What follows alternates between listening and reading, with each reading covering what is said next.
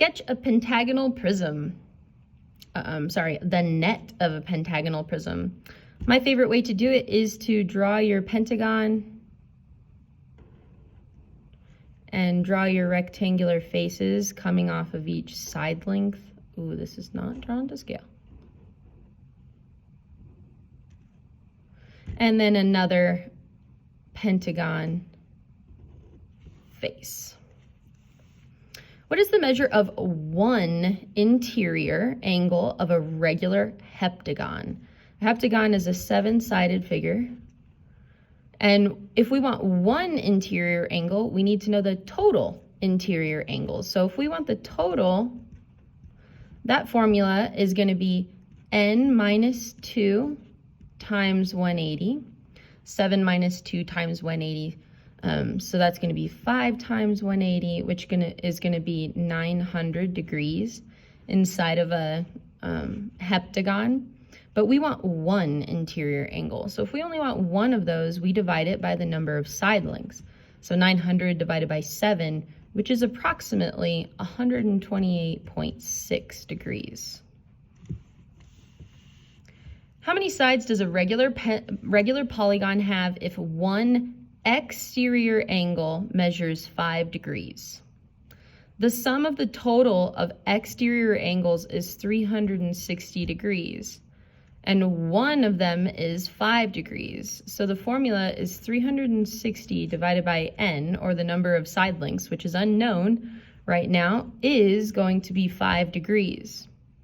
So now you can cross multiply, or however you want to multiply by n on both sides. You get 5n equals 360, divide by 5, and n equals 72. Second part here, how would you name it? This 72 does not have a nice prefix, so you would just call it a 72-gon. 72-sided polygon. If 3 angles of an octagon are 100, 110, 160, and all the other angles are congruent, what is the measure of each of the other angles? So first thing we need to talk about again is total. A total for an octagon is going to be 8 minus 2 times 180, 876 times 180, which is 1080. So the total for an octagon is 1080 degrees. So then if we add these together plus the other angles being congruent, we can call those x. So we can say 100 plus 110 plus 160. That's 3 of the angles, and there's 5 left over that are all congruent. So we can call that 5x equals 1080. And if we solve that, we can get x equal to 142. So that means that each angle is 142 degrees. All right, last one. Find the value of each variable. So when we look at this diagram, we can see that we've got congruent angles across from each other in only one corner. So that does not make this a parallelogram. If I had known that these two angles were congruent to each other, we would have a parallelogram.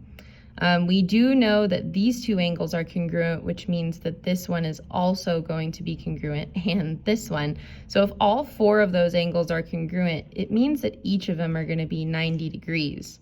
Because I have to be able to do 4x equals 360, or in this case, you could have just done 2x equals 180, and we would get 90 degrees. Right here, if this is 80 degrees, then this angle has to be 80 degrees by vertical angles. If this is 80 degrees and this marking is true, which it is, then y is also 80 degrees.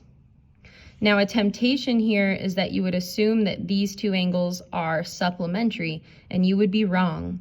These are not supplementary because this is not a parallelogram. So you have to go all the way back to your knowledge of what is this figure.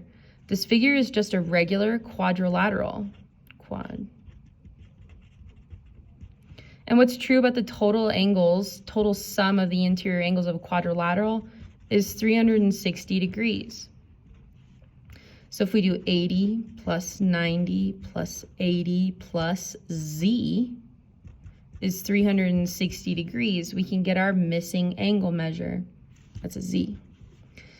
If you add this together, you're going to get Z equal to 110 degrees. So again, this is not a parallelogram, it's just a basic quadrilateral, so be very careful not to assume that things that look maybe like a parallelogram are. In this case, it is not. Thank you.